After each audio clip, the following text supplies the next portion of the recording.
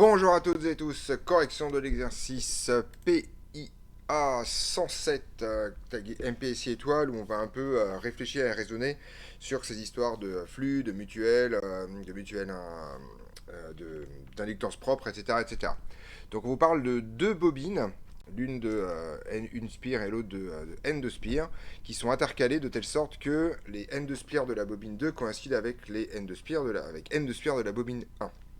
Donc si on essaie de représenter la situation, en fait, je peux dessiner donc la première bobine ici, que j'ai supposée cylindrique, donc il faut imaginer qu'il y a plein de spires dans cette histoire, et qu'il y a une deuxième bobine à l'intérieur, comme ça, voilà, qui remplit en fait, de façon presque parfaite, l'espace, un espace intérieur qui est donc plus petit, effectivement, et qui va représenter en fait une proportion N1 sur N2 des choses. Donc en gros, je vais avoir N1 spire ici, en noir, et en gris, je vais donc avoir une autre bobine qui va être N2 spire.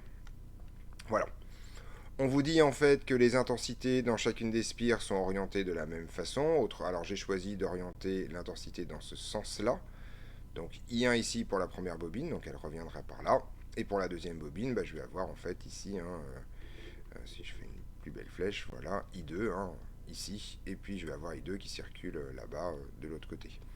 Donc en gros, toutes mes intensités circulent dans le même sens. Et on vous demande d'expliquer pourquoi la mutuelle est nécessairement positive à partir du moment où on a choisi ces conventions-là. Alors en fait, la première chose à voir, c'est que, on peut s'intéresser soit à la mutuelle de 1 vers 2 ou la mutuelle de 2 vers 1, donc un petit rappel quand même dans cette histoire. La mutuelle, M, elle est définie telle que le flux de 2 sur 1, c'est-à-dire quand vous mettez une intensité I2 dans la bobine 2, vous avez un flux qui traverse la bobine 1 qui vaut M qui multiplie I2, et c'est aussi défini de la façon à ce que le flux de, je refais la même chose, ça va pas, le flux de 1 vers 2 est égal à M I1. Autrement dit, quand vous faites circuler une intensité I1 dans la bobine 1, vous allez avoir un flux intercepté par la bobine 2 qui vaut M I1. Alors, je vais m'intéresser plutôt à la situation ici, c'est-à-dire que je vais finalement me placer dans une situation où j'ai imposé un courant I1 positif dans le sens que j'ai choisi tout à l'heure. Et donc en fait, en raison de toutes les conventions de signes et de ce qu'on sait sur les champs magnétiques créés, on sait que la bobine N1 va créer en son sein un champ magnétique qui va être dans cette direction-là et surtout dans ce sens-là. Voilà, ça c'est mon champ magnétique B1. Donc ça c'est le champ magnétique créé par I1. Ça c'est la première chose. Ensuite, vu l'orientation qui est choisie par I2, en fait, eh bien, j'ai une orientation univoque de ma surface qui est comme ça. Donc ça, c'est mon vecteur, en fait, N2, qui est le vecteur qui oriente la surface N2. Donc ça, c'est le vecteur qui oriente l'intégralité, en fait, finalement, des spires de ma bobine N2. Donc, ce qu'on constate ici, c'est que, alors on peut essayer de calculer le flux dans cette histoire. Donc le flux finalement de 1 sur 2, ici, ça va être relativement simple. Alors c'est un peu plus compliqué que ça, théoriquement, de voir ça sous une forme intégrale, mais on peut supposer que B1 est à peu près toujours dans le même sens. Et donc en gros, ça va être quelque chose comme B1 scalaire N2 multiplié par la surface, la section de la spire, et multiplié par grand N2, où N2 est le nombre de spires de ma surface en interne. Alors, c'est pas tout à fait exact parce que B1 n'est pas forcément uniforme. Par contre, en fait, pour ce qui nous intéresse, c'est largement suffisant. Parce qu'en fait, ce qui va compter surtout, c'est l'orientation de B1. Donc, bien entendu, ces deux paramètres-là sont positifs. C'est une surface et un nombre de spires. Et en fait, ce produit scalaire-là est positif, c'est immédiat avec le dessin, et ça procède en fait finalement du fait qu'on a pris les mêmes conventions d'orientation pour I2 et pour I1, donc bien scalaire N2 est positif, ce qui signifie en fait que I1 et Φ12 ont le même signe, donc il est relativement simple de conclure immédiatement que M est strictement positif. On aurait pu bien évidemment faire le raisonnement avec Φ de 2 vers 1, on aurait à ce moment-là utilisé le champ magnétique B2, créé par N2, qui est dans le même sens, et le vecteur N1, qui oriente la bobine N1, qui est également dans le même sens que N2, pour aboutir exactement au même résultat. Donc ça, c'était la question numéro 1, qui n'était pas extrêmement compliquée, mais qui est quand même pas un peu subtile. Et la question la plus subtile de cet exercice, c'est pour ça qu'il est tagué MPSI étoile, c'est la question numéro 2. Alors, ce que je vais faire, c'est que on va donc essayer de voir un peu ce qui se passe. Alors, l'idée est la chose suivante. Avant, pour répondre à cette question, il pourrait être assez sain de se demander ce qui se passe. Alors, on imagine qu'on a un champ magnétique qui est créé par... on ne sait pas trop laquelle des deux bobines. Alors, ce que je vais faire, c'est que je vais faire un tout petit peu le ménage dans ce dessin. Voilà. Histoire qu'on comprenne un peu les choses. Voilà, donc je vais enlever aussi les intensités, c'est pas forcément très important pour l'instant. Voilà. Donc en gros, j'ai mon dessin juste avec ma bobine 1 et ma bobine 2. Et je vais imaginer une ligne de champ quelconque qui va traverser les deux bobines. Alors ce qu'il est extrêmement important de comprendre, c'est que le champ magnétique ne va pas pouvoir traverser les bobines. Et que donc, si je trace une ligne de champ quelconque, voilà, comme ça, cette ligne de champ, elle va passer à l'intérieur des deux spires. Et en fait, ce qu'il faut comprendre, c'est que donc la ligne de champ va traverser l'intégralité des spires de N1 et va traverser l'intégralité des spires de N2. C'est-à-dire que toutes les lignes de champ qui rentrent dans la bobine N1 vont aussi rentrer dans la bobine N2 et inversement. Donc cette situation-là, elle porte un nom par ailleurs, c'est ce qu'on appelle un couplage parfait entre les deux bobines N1 et 1 et 2. Et en fait, ce qu'il est important de voir, c'est que comme le flux, alors je rappelle la définition exacte du flux, hein, le flux de manière très générale, c'est égal à l'intégrale double de B scalaire n que multiplie la surface traversée.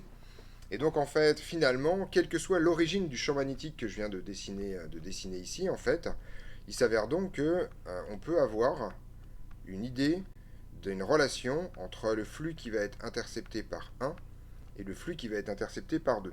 En effet, le flux intercepté par la bobine 1, ça va être en fait n1 fois la rencontre de toutes les lignes de champ avec une spire. Et le flux, donc ce qui signifie que le flux intercepté par une spire, en fait, c'est le flux reçu par la bobine 1 divisé par n1. Et en fait, il s'avère qu'on peut faire exactement le même raisonnement avec la bobine 2, ce qui fait que quelle que soit l'origine du champ magnétique qui va traverser ce système-là, le flux reçu par la bobine numéro 2 va être en fait phi2 divisé par n2. Donc ça nous donne une relation extrêmement intéressante et qu'on va utiliser dans toute la suite, qui est que quelle que soit l'origine du champ magnétique, le flux qui va être reçu par la bobine numéro 1 divisé par le flux qui va être reçu par la bobine numéro 2 va tout simplement être égal à n1 sur n2. Donc ça, c'est relativement évident, a priori. Hein. On voit déjà que si on fait tendre par exemple N2 vers 0, enfin voilà, on va avoir un flux nul reçu par phi2, etc. etc. L'idée, c'est juste qu'en fait, la bobine a juste un ratio N1 sur N2 fois plus de raisons d'intercepter le flux de B. Une fois qu'on a fait ce raisonnement-là, en fait, la démonstration de l'expression qui est demandée par l'énoncé devient un tout petit peu plus simple et il va en fait suffire de se placer dans deux situations. Donc on va d'abord on suppose que I1 est égal à 0, autrement dit on n'alimente pas la bobine numéro 1 et que I2 est strictement positif, c'est-à-dire on fait circuler une intensité I2 dans la bobine. Donc bien entendu, ce I2 va générer un champ magnétique, d'accord, et ce champ magnétique va être intercepté à la fois par 2 et à la fois par 1. Dans ce cas-là, en fait, dans ce cas, ce que j'ai appelé phi2 tout à l'heure, en fait, c'est tout simplement phi2, c'est-à-dire L2 fois I2, c'est le flux auto-induit, c'est-à-dire en fait le flux qui va être généré par le champ magnétique lui-même produit par la bobine numéro 2. Et ça, c'est la définition stricte du coefficient d'auto-induction de la bobine 2. Et par contre, mon flux 1 ne va pas provenir de la bobine 1, mais va essentiellement provenir de l'action de la bobine numéro 2. Et donc ça, par définition, c'est le flux que 2 génère sur 1. Et ça, par définition, c'est M que multiplie I2. À partir de ce moment-là, on va pouvoir appliquer la relation qui est ici, c'est-à-dire que phi1 sur phi2, donc, eh bien en fait, phi 1 sur phi 2, eh bien en fait, c'est égal à tout simplement le rapport entre les deux, c'est-à-dire m sur L2, et ça en fait, ça vaut N1 sur N2.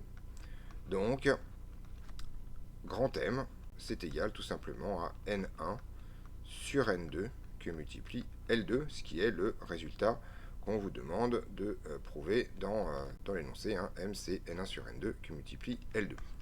Voilà.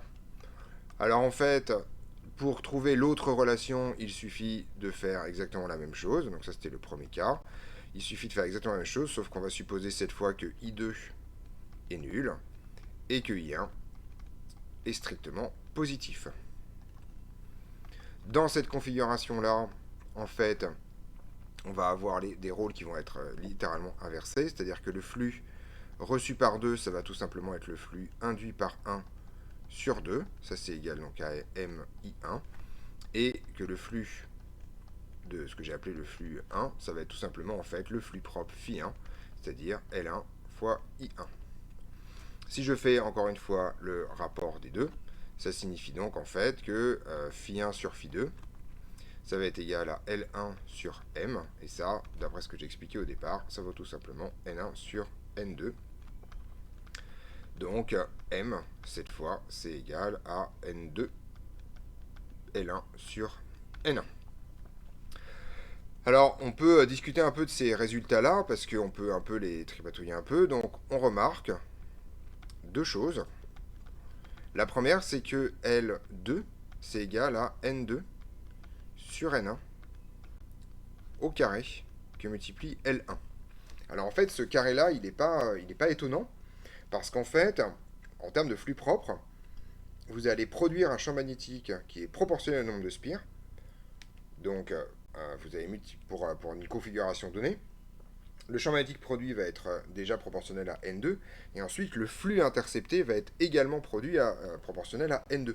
C'est-à-dire que ça va être N2 multiplié par le champ magnétique produit, donc en fait, il est relativement normal de retrouver que vous avez une dépendance en N carré du coefficient d'auto-induction pour une bobine, et donc le rapport entre les deux coefficients d'auto-induction soit bien le rapport au carré des nombres de spires. Donc ça fait partie des choses.